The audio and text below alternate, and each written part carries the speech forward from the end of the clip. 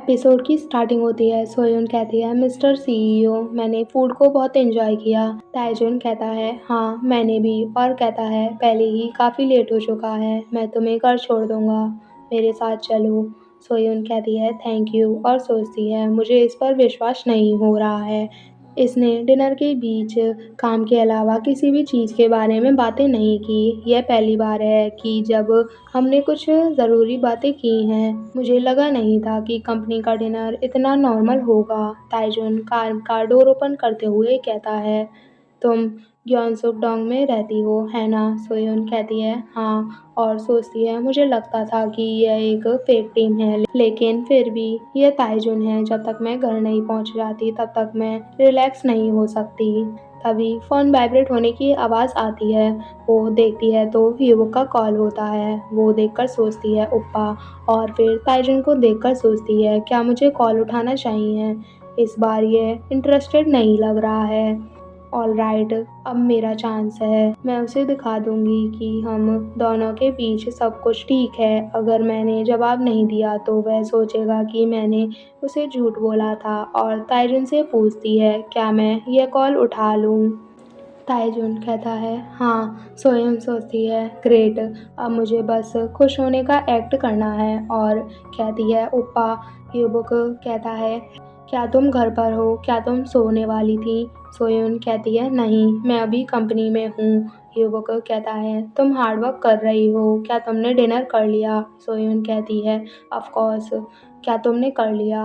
वो कहता है, हाँ, मैंने पहले ही कर लिया। और कहता है, हे सोयुन, तुम जानती हो। तभी ताइजुन खांसने लगता है। ताइजुन के खांसने की वजह से सोयुन को कुछ सुनाई नहीं देता। वो युवक से कहती है, तुम क्या कह रहे हो? आई एम सॉरी ओप्पा, एक सेकंड रुको। और ताइजुन से धीरे से पूछती है, क्या आप ठीक हैं? तो ताइजुन इशारे में कहता है, तुम बात करो। ह्यूगो पूछता है, वो आवाज़ क्या थी? सोयुन कहती है, ओ, वो कुछ नहीं, तुम क्या कह रहे थे?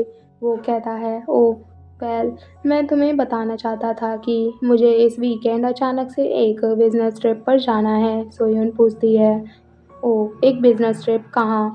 ह्यूगो कहता है, जापान में। यह 2 डेज़ और 1 नाइट की है। मैं सैटरडे को निकल जाऊंगा और संडे को वापस आऊंगा। सोयुन सोचती है, पर वो डेट तो।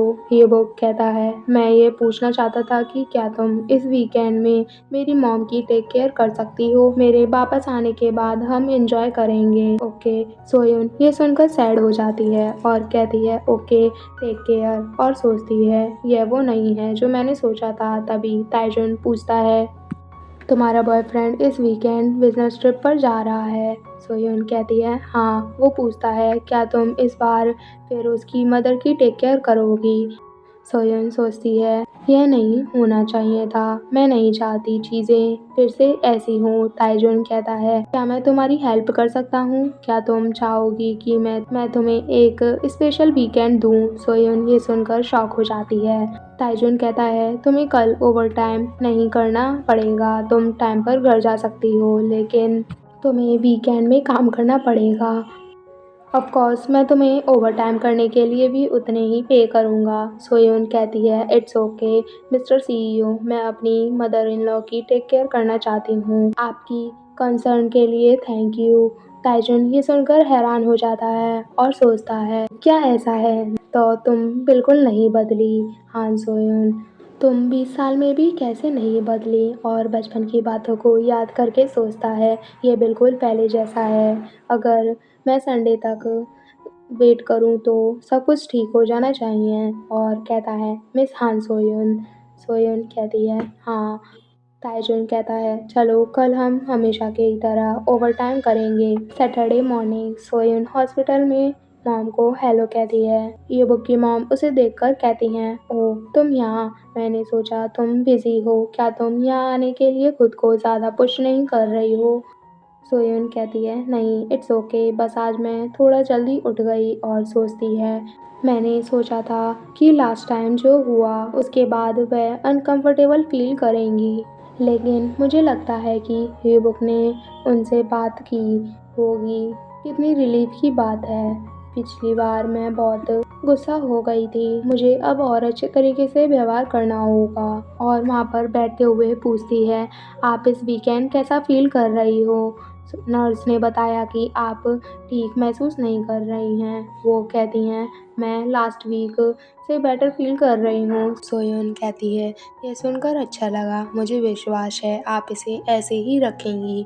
तभी कोई कहता है, मदर आप कैसी हो? मैं वापस आ गई। सोयोन ये आवाज़ सुनकर सोचती है, ये आवाज़ वहाँ चोई होती है। चोई कहती है, ओह मिस सोयोन आप भी यहाँ हो? युवक सोयोन को देखकर हैरान हो जाता है और पूछता है, सोयोन तुम यहाँ कब आई? सोयोन कहती है, ओप्पा मैं बस काम पर जाने से पहले आई थी।